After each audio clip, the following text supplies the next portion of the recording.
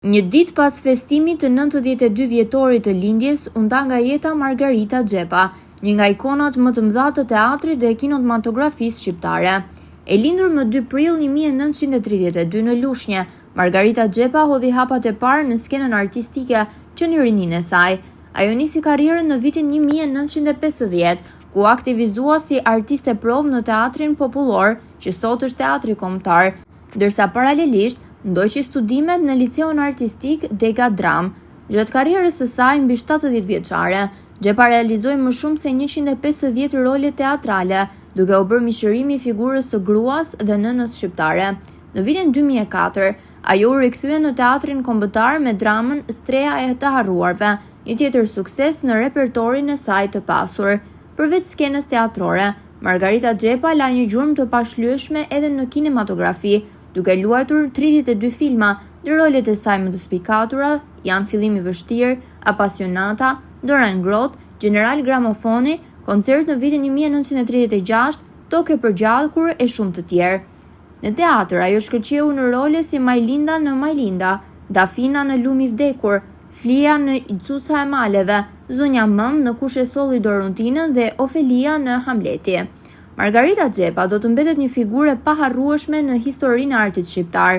Ajo ishte dhe do të mbetet vajza bukuroshe e muzikës, një ikonë e vërtetë e kinematografisë dhe teatrit, që skaliti kujtesën e shqiptarëve me talentin dhe pasionin e saj të jashtëzakonshëm. Ndër të saj, aktori dhe artisti i estradës Petraq Dimitri, i cili ka një karrierë mbi 40 vite në skenë, shprehu dhimbjen dhe respektin për këtë humbje të madhe. Në një intervistë për televizionin Apollon, ai ndau emocionet dhe kujtimet për figurën e madhe të skenës dhe ekranit shqiptar. Margaritën unë e kam njohur kur shkova në shkollën e mesme Politeknikumi Shtatëndor dhe atje ndiqja gjithmonë dramat aty. Teatrin popullor isha në çdo javë do të shkonja të shikoja një dramë.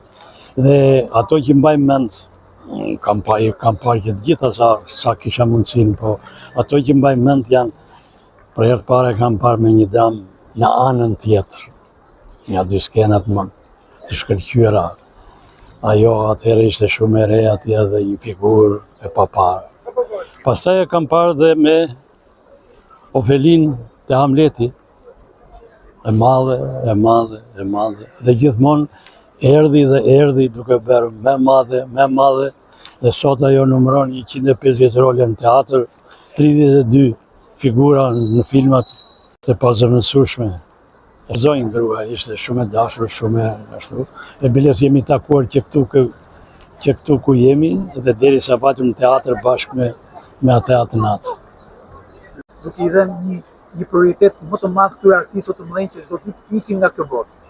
Patjetër, duhet kishte. Sot për shembull për ndarjen e saj nga jeta duhet kishte nuk e di, një takim, një ashtu se si mund ta shikonin, se si mund vepronin. Mundet shkonin edhe në Tiranë. Atje do të ishte gjë e mirë, sepse ajo e donte qytetin aty, nuk ishte se ndarje ishte ndarje e rëndë edhe për atë aty, edhe për ne, edhe për të gjithë. Lamtumir e madhe Margarita Xhepa, trashëgimia jote do të mbetet e gjallë në kujtesën dhe zemrat e shqiptarëve.